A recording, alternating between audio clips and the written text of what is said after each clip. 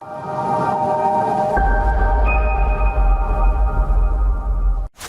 kesurupan, telepon ke damkar. Ada orang kesurupan juga, Pak. Sesap ini penghitungan di awal ini, apa yang harus kami butuhkan, berapa liter air yang kami harus keluarkan, terus pasukan yang dikerahkan harus seberapa, hitungan sesap ini yang akan menentukan.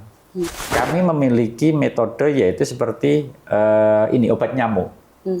Jadi dari luar dulu kita padamkan biar tidak merambat nih ke area yang lain, baru nanti fokus ke tengah.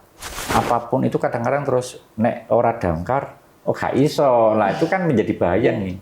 Bahayanya adalah mereka kecenderungan untuk berpangku tangan atau bahasanya apa ya? Lebih enak itu. Hanya mengandalkan damkar. Kalau dari dulu sudah memegang khairunas anfa'uhum linnas. Jadi saya hanya berjalan menyesuaikan bagaimana diri saya itu bermanfaat untuk sesama. Gitu.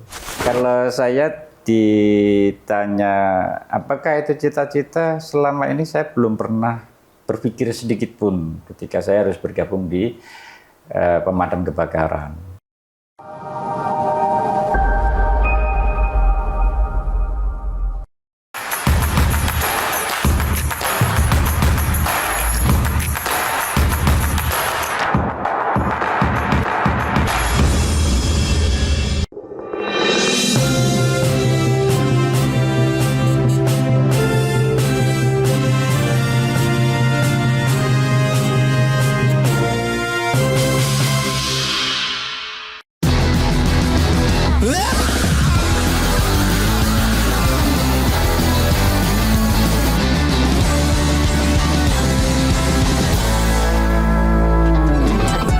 Kedai hitam putih SLI Group, Femotan Fantastik Modern Khitan.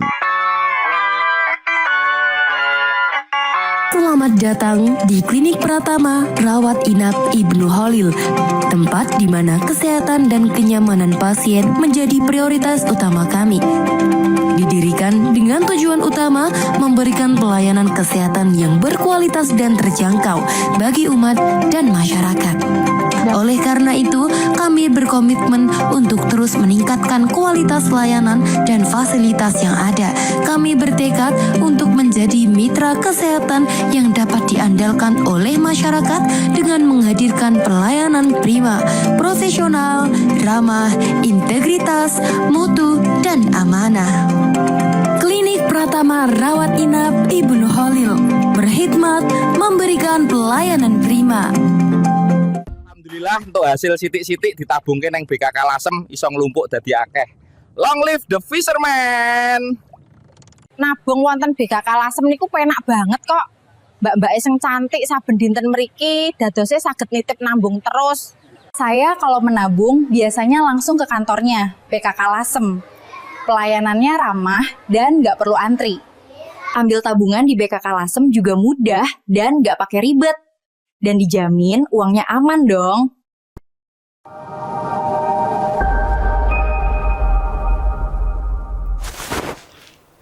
Halo Sobat Bangkit TV, senang sekali saya Alfia hadir kembali menemani Anda dalam talk show lebih dekat. Ruang ngobrol santai yang menghadirkan sosok-sosok inspiratif dan cerita luar biasa mereka dalam pengalaman pengabdian mereka terhadap masyarakat.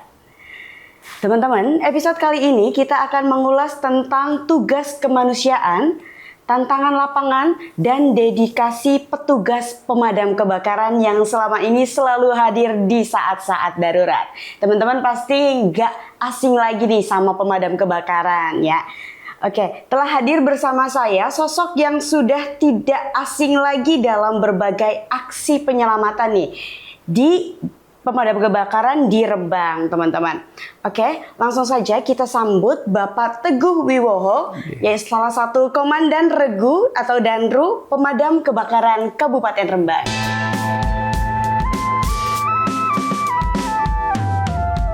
Selamat siang Bapak. Selamat siang. Gimana nih Pak kabarnya?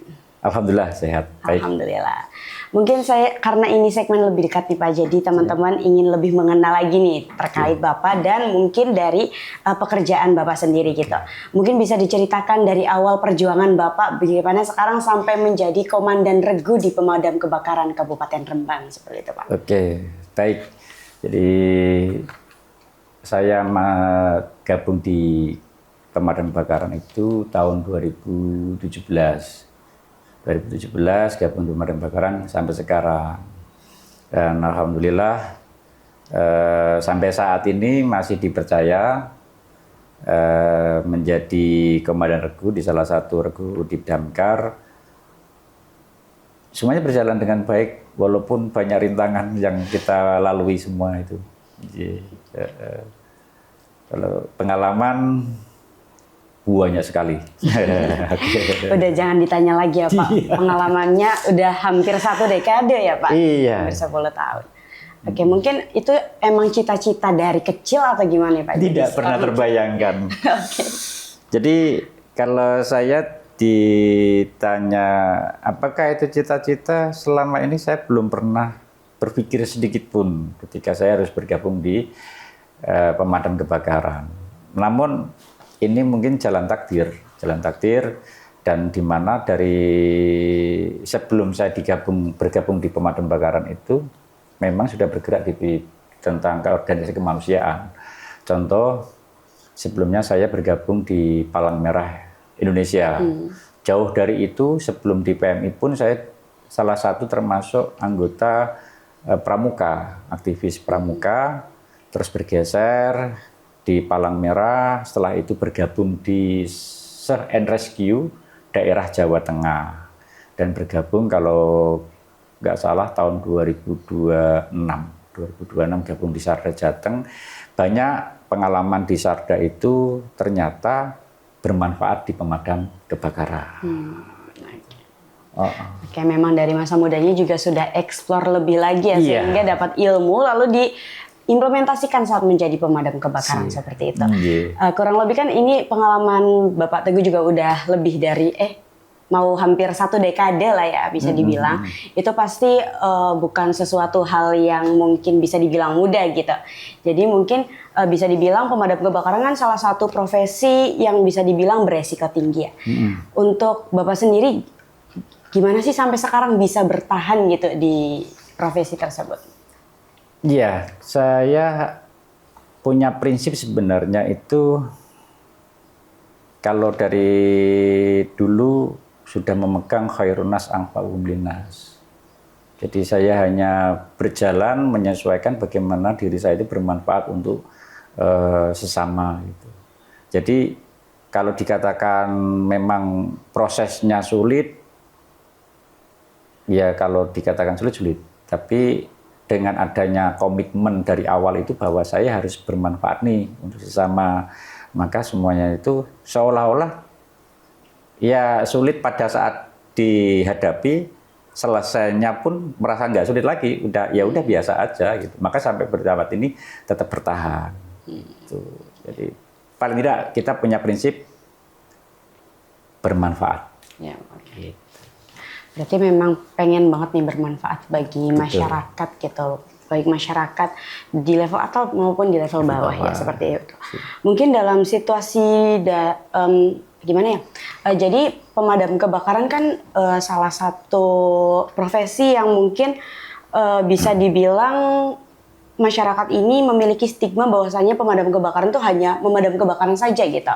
Mungkin bisa dijelaskan gitu apa sih sebenarnya tugas utama dari pemadam kebakaran seperti itu? Jadi tugas utama pemadam kebakaran itu mempunyai visi dan misi nih. Sebenarnya kalau perlu dipahami, kami mempunyai visi itu to save life and property. Jadi pada intinya adalah menyelamatkan jiwa atau nyawa baru harta benda. Nah, mungkin di harta benda ini bisa berkembang menjadi misinya kami. Jadi misinya salah satu adalah untuk edukasi atau pemberdayaan masyarakat, salah satunya untuk pencegahan gitu kan, misinya pencegahan. Jadi kalau tugasnya non kebakaran banyak. Bahkan kadang-kadang saking banyaknya itu semakin nggak jelas tuh tupoksi kami. Ada hal yang agak unik nih. Jadi kalau tawon, semuanya teman-teman atau warga masyarakat mungkin sudah mengetahui gitu kan. Ada tawon, ada ular atau penyelamatan yang lain, itu mesti laporannya ke Damkar. Nah, uniknya itu hingga hal-hal yang sekiranya menurut kami itu bukan tupoksi kami gitu. Orang kesurupan, telepon ke Damkar. Ada yang gitu. Iya. juga, Pak. Terus ini ada semacam bertengkar antara suami istri, itu minta tolong ke Damkar. Jadi walaupun itu menurut kami itu unik dan bukan tupoksi kami memiliki tadi bagaimana kami bermanfaat untuk masyarakat banyak. Nah, maka ketika ada laporan apapun, selama kami bisa mampu, kami berusaha hadir di tengah-tengah masyarakat. Itu. Oke, bahkan saat ini juga banyak sekali ya Pak di medsos gitu video Damkar menyelamatkan sesuatu gitu walaupun bukan tupoksi. Bukan tupoksinya. Mungkin gimana sih Pak kayak menyikapi hal tersebut gitu? Apakah ada rasa wah saya memang pemadam kebakaran ini memang bermanfaat sekali gitu bagi masyarakat atau gimana? Kalau kami berpikirnya simpel sih. Kalau masyarakat minta tolong ke kami berarti mereka juga percaya ke kami. Ya. Maka walaupun bukan tupoksi kami tetap ngelegowo untuk memberikan pelayanan. Karena kami merasa bahwa kami ini digaji dari masyarakat. Jadi apapun itu ketika masyarakat membutuhkan kami secara tidak langsung mereka percaya ke kami. Kami bagaimana caranya harus bisa hadir. Oke, mungkin ada rasa bangga tersendiri kali ya bisa dipercaya oleh masyarakat. Karena bisa dibilang sekarang masyarakat lebih percaya ke Damkar nih Pak daripada instansi lainnya gitu. Itu masyarakat bukan kami yang yang menilai masyarakat bukan kami. Iya, oke. Mungkin untuk tantangan yang paling sering dihadapi di lapangan itu kebanyakannya gimana Pak? Tantangan kami yang jelas adalah dari akses. Artinya akses itu kebetulan pos kami ini saat ini di Rembang dan baru saja dibuka itu yang di Sedan gitu kan. Akses sama personil yang terbatas itu termasuk tantangan bagi kami. Tantangannya adalah aksesnya itu kami di wilayah Pantura yang notabene kita tidak pernah bisa memprediksi keramaian jalur tersebut maupun jalur yang seperti kita nggak tahu. Ketika laporannya di luar kecamatan Rembang sendiri, maka aksesnya berusaha semaksimal mungkin. Itu tercepat pun lebih dari 15 menit. Jadi itu tantangan salah satunya. Yang kedua personil yang terbatas. Personil yang terbatas itu harus setiap regunya itu kan sekitar 6 orang. Setiap regu kita memiliki 4 regu, 6 orang setiap regunya. Di Sedan itu baru berjalan reguler, belum bisa mengampu 24 jam. Maka personel ini yang ada ini berusaha untuk memberikan pelayanan yang maksimal. Itu tantangannya luar biasa. Luar biasa. Bagi kami dianggap berat, tapi ketika sudah kita berjalan, bekerja demi kemanusiaan, insya Allah enjoy aja. Gitu. Memang dari akses dan sumber dayanya sangat kurang sekali ya dengan 2 pos tersebut harus menjangkau seluruh wilayah. Memang sangat luar biasa sekali. Itu pastinya Damkar juga ada kolaborasi nggak sih Pak dengan pihak lain seperti kepolisian dan lain-lain gitu? Alhamdulillah saat ini kami selalu berkolaborasi dengan beberapa instansi maupun TNI maupun Polri, itu jelas, dan kami juga berkolaborasi dengan para relawan nih kemanusiaan yang notabene tidak pernah digaji maupun dibayar, tapi mereka tetap selalu hadir relawan ini. Biasa kita sebut namanya Red Car, yaitu relawan pemadam kebakaran.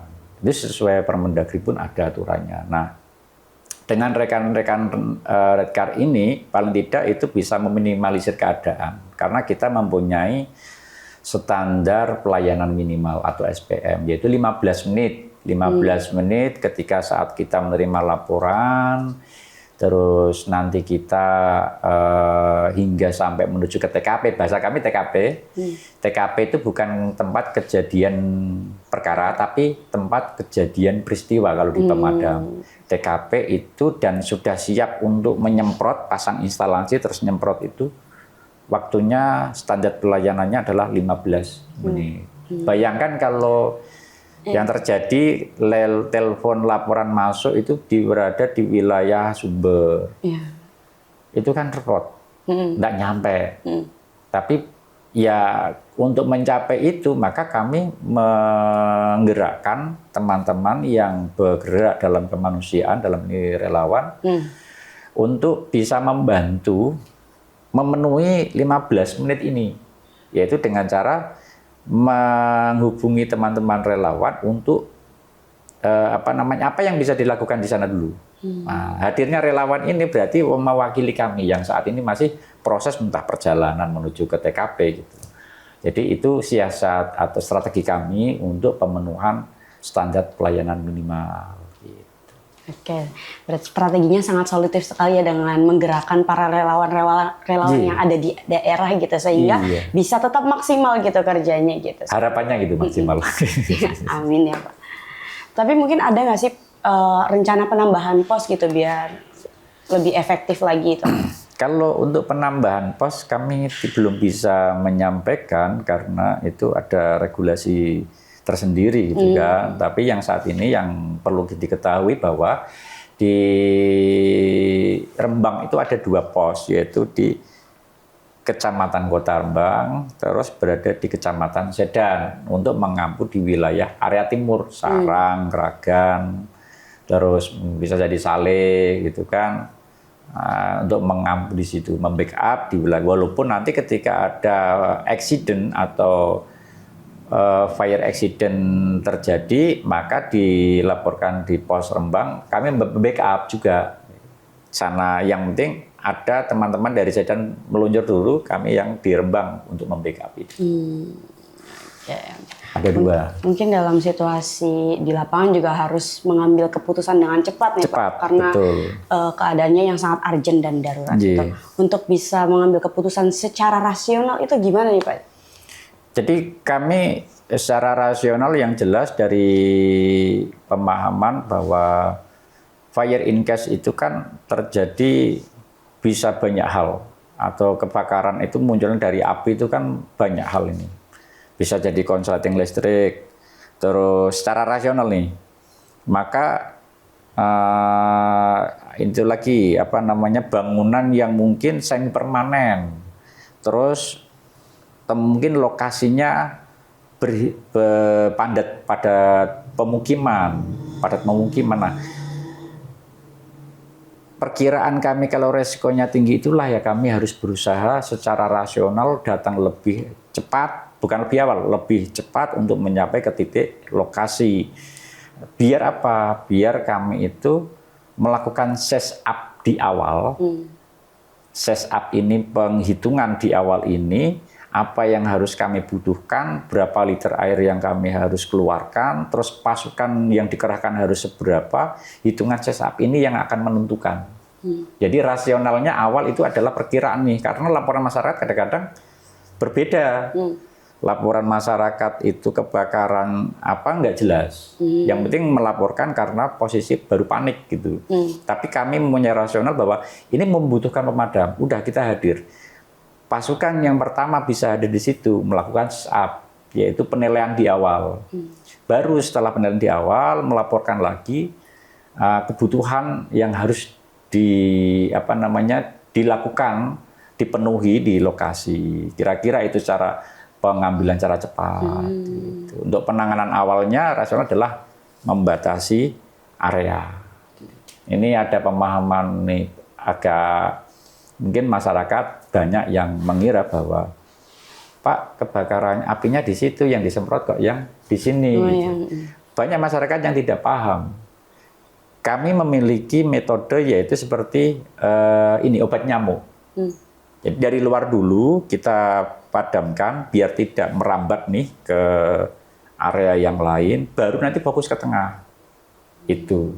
Ini banyak yang nggak paham.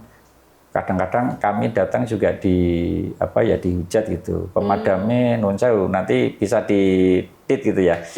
Pemadamnya apinya di sini yang disemprot, kenapa yang di pinggir gitu. Kami melakukan namanya untuk area dulu, pembersihan area, lokalisir bahasa, minimalisir penyebaran api. Baru setelah semuanya sekeliling aman, baru di tengah. Berarti di saat bertugas juga ada pasti ya selentingan kata seperti itu ya. Padahal hal tersebut juga termasuk pencegahan untuk agar tidak melebar. Melebar, betul. Betul. Oke. Mungkin dari pengalaman hampir 10 tahun ini, apa sih Pak kejadian yang paling membekas gitu? Atau yang paling Bapak nggak bisa lupain sampai sekarang gitu? Jadi ada pengalaman, ya kalau pengalaman banyak ya, yang membekas itu sebenarnya pengalaman banyak, tapi ada dua pengalaman yang bagi saya pribadi dan mungkin bagi teman-teman pasukan Damkar Rembang itu yang tidak bisa hilang. Yang pertama adalah pengalaman pada saat baru bergabung di Damkar itu, saya memiliki anak yang harus saat itu ada tindakan di RS Karyadi pada saat itu. Di pagi hari itu saya sudah persiapan mau ke RS Karyadi karena sudah dischedulkan oleh dokter.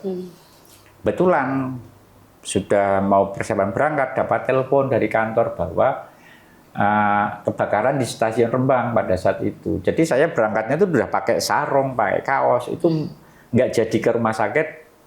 Jadi saya batal, saya cancel schedule-nya di anak untuk tindakan itu, operasi saya cancel. Saya lebih memilih lari ke pos untuk ikut pemadaman di stasiun itu pada saat itu. Itu yang pertama. Jadi saya nggak tahu ya, mungkin dianggap seperti orang tua tidak memikirkan anaknya. Saya berpikirnya simpel, kalau anak saya bisa di-schedule, tapi kalau kebakaran tidak bisa diundur lagi. Jadi mana prioritas, itu yang bagi saya, karena saya petugas gitu kan. Terus pengalaman yang kedua itu adalah di Kacang Garuda. Kacang Garuda itu teman-teman Damkar Rembang itu sampai dipercaya di sana. Karena apa? Yang berani masuk di area yang paling membahayakan itu hanya teman-teman Damkar. Bahkan sampai ledakan beberapa kali, kami teman-teman di Damkar itu berusaha untuk menjangkau lebih dekat dengan apinya.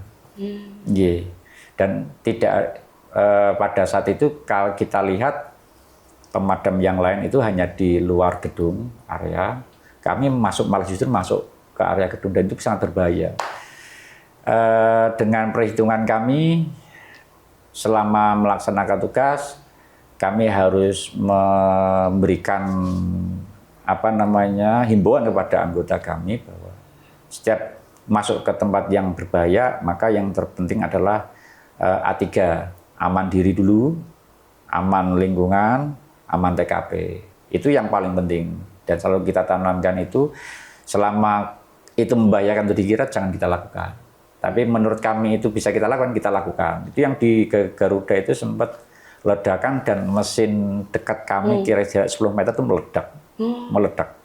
Alhamdulillah teman-teman kita ajak tiarap, ada tiarap itu di Kacang Garuda itu tiarap. Alhamdulillah pada selamat, alat-alat kita tinggal dulu, nggak penting tuh alat itu. Terus kita keluar dulu untuk save up, menilai ulang apakah ini bisa dilanjut apa tidak. Dan yang paling mengesankan lagi sampai detik ini itu kebakaran di selatannya perempatan Jenny. Itu 4 hari. Kebakarannya? Bakaran 4 hari. Luar biasa. Sampai teman-teman, jadi walaupun ada bantuan dari BKU, dari Blora, dari Jarum, dari Garuda, terus PLTU, semen, bahkan sampai ini water tangki suplai air itu dibantu perusahaan-perusahaan yang memiliki air tangki itu membantu. 24 jam itu kami berperang, istilahnya perang melawan api itu tidak henti. Tidak henti. Jadi pengalaman yang sangat luar biasa menurut kami di Ayo itu adalah pemadaman sampai 4 hari. Pemadaman. Iya, kalau 1 hari 24 jam itu dibantu oleh teman-teman dari kabupaten lain, tapi kalau masuk ke 2 hari sampai ke 4 hari itu murni dari teman-teman Rembang sendiri. Sampai 4 hari. Kalau pasaran nggak mungkin, nggak sampai 1 hari, nggak sampai. Ini di satu itu sampai 4 hari. Karena besar sekali ya Pak? Besar sekali. Karena bahan bakarnya luar biasa. Bahan yang terbakar maksudnya itu sangat luar biasa. Jadi sulit untuk bisa dipadamkan. Sulit sekali. Karena ya kalau terbakar itu gini, resikonya tidak hanya, kita teman petugas itu resikonya itu tidak hanya nyawanya karena api terbakar, tidak hanya itu saja. Bisa jadi asap yang keluar itu hasil pembakaran bahan bakar itu menjadi racun. Kalau kita terlalu banyak menghirup, maka akan seketika membuat kita itu keracun dan pingsan. Itu yang paling bahaya. Jadi kita nggak seolah-olah dalam kebakaran kita masuk di area kebakaran tanpa safety. Itu resikonya adalah justru tidak kelihatan nih. Ancaman itu yang nggak kelihatan.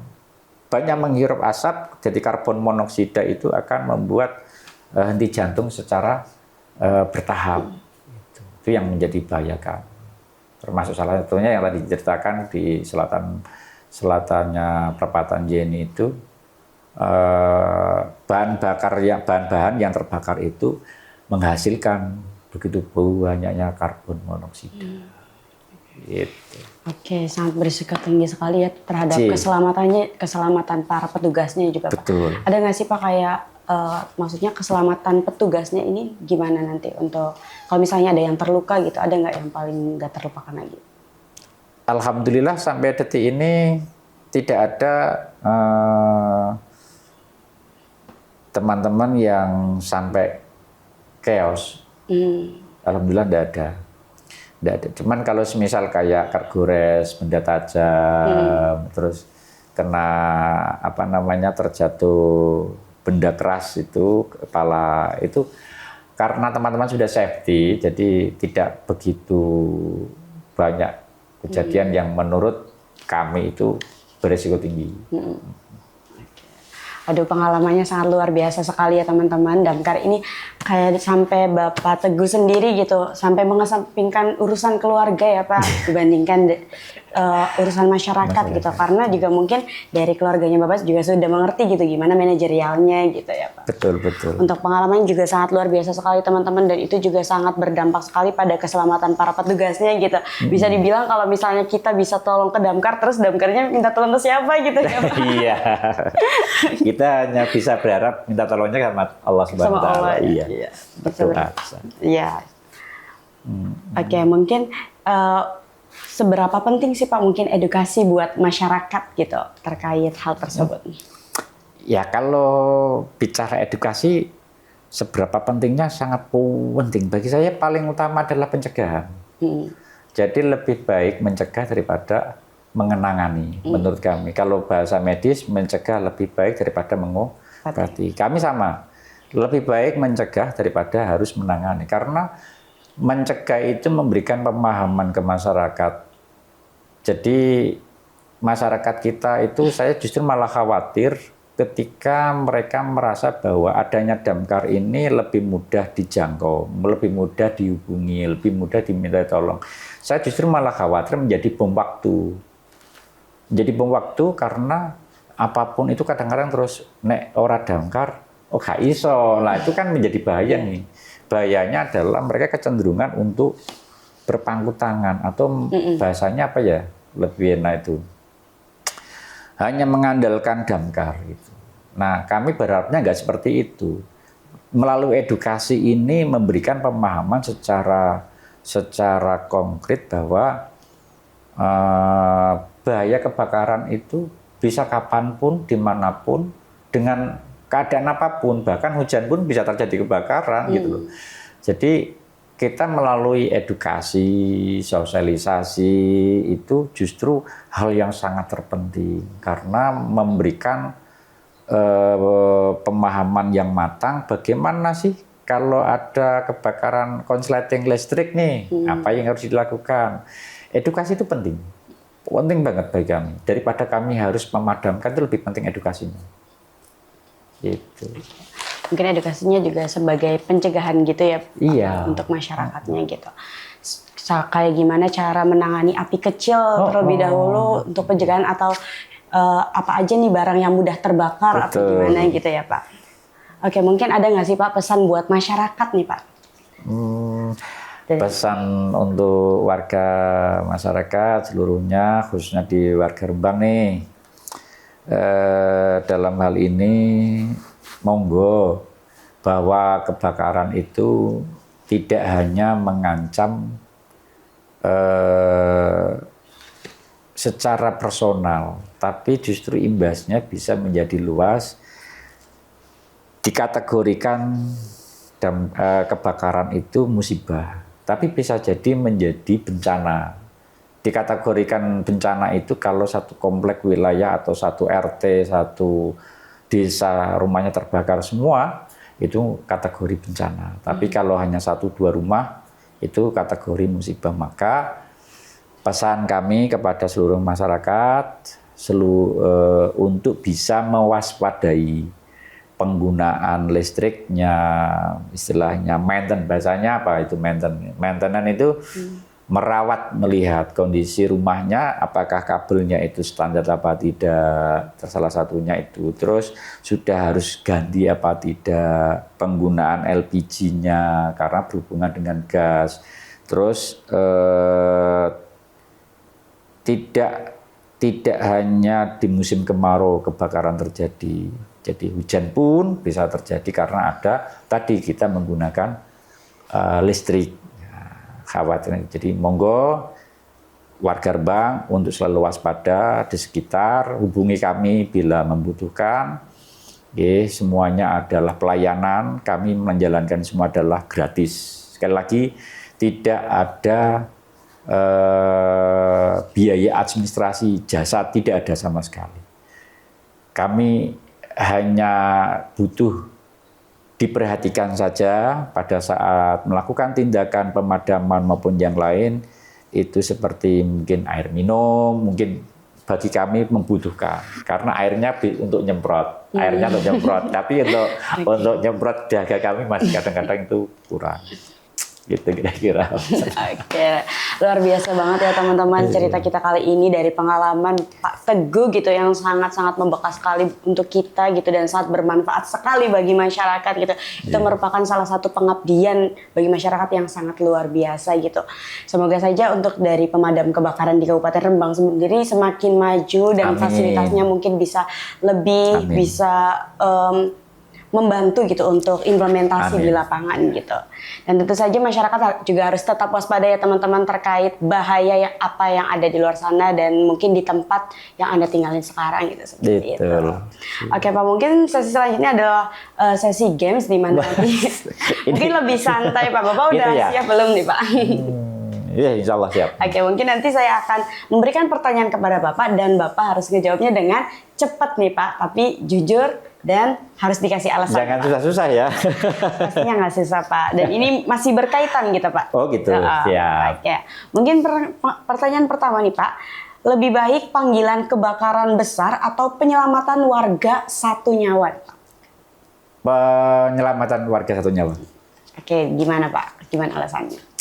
Karena tadi prinsipnya adalah menyelamatkan jiwa dulu, baru harta benda. Jadi nyawa itu yang paling utama bagi kami. Jadi kalau kebakaran, harta benda masih bisa dicari, bisa dibangun lagi. Tapi kalau nyawa mau gimana? Iya. Berarti penyelamatan satu nyawa. Tapi kalau misalnya ada kondisi nih Pak, ada penyelamatan satu nyawa dan ada kebakaran yang besar sekali gitu. Itu untuk menggerakkan pemadam kebakarannya apa dibagi dua tim atau gimana Pak? Siap. Jadi kalau memang tempatnya berbeda, maka kita harus bagi tugas. Ada yang menyelamatkan nyawa, ada untuk pemadaman yang besar. Jadi semuanya harus bisa dua-duanya bisa terjangkau. Dan pasti juga menggerakkan para relawan yang tadi ya Pak? Pastinya. Oke. Mungkin yang kedua Pak. Oke, tugas berat tapi berdampak besar atau tugas ringan tapi sering diremehkan? Tugas berat berdampak besar. Ya, oke, gimana Pak? Ya, karena kalau tugas kecil diremehkan sudah menjadi makanan kami selama ini. Kami nggak pernah tumbang dengan pujian, kami tidak pernah lelah dengan hinaan. Bagi kami, tugas yang berat itulah harus kita hadapi dan harapannya juga bisa berdampak baik untuk kedepannya gitu kan. Jadi lebih baik saya memilih Tugas berat tapi tugas berat berdampak besar. bertambah besar. Oke, dan tentu saja pengalaman juga merupakan guru terbaik ya Pak. Betul. Ya. Betul. Oke, terima kasih banyak. Sama-sama. Mungkin itu saja ya Pak Ya. untuk bisa talk show lebih dekat ini gitu. Terima kasih banyak atas waktunya dan inspirasi dan edukasi buat teman-teman Bangkit TV Siap. Bapak. Obrolan kita ini sangat luar biasa banget ya teman-teman. Dari Pak Teguh Wiwoho, kita belajar bahwa petugas damkar ini bukan hanya soal api lah teman-teman, tapi tentang kecepatan, keberanian, dan kemanusiaan dalam setiap tugas penyelamatannya. Terima kasih banyak Pak Teguh atas Sama-sama. ceritanya. Semoga damkar Rembang juga selalu diberi keselamatan dan Amin. dalam bertugas dan terus menjadi garda terdepan dalam pelayanan darurat bagi masyarakat. Amin. Terima kasih juga untuk teman-teman Bangkit TV yang telah menonton dari awal hingga akhir. Sampai jumpa di episode selanjutnya. Bye-bye.